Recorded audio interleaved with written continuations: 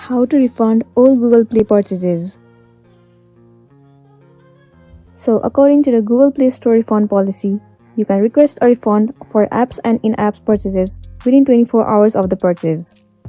Ebooks, audiobooks, movies, and TV shows can be refunded within 7 days as long as you haven't downloaded or started watching the content. If you too are looking for the refund, what you want to do is, first of all, head over to your Google Play Store.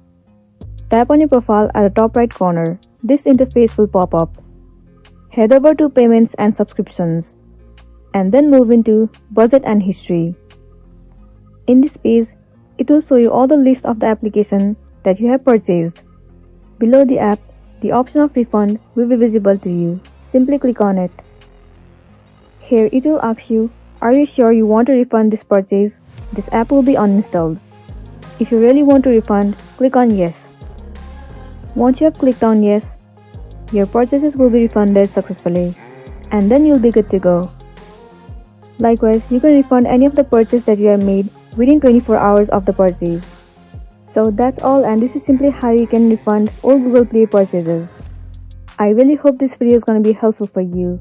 Thank you for watching it till the end.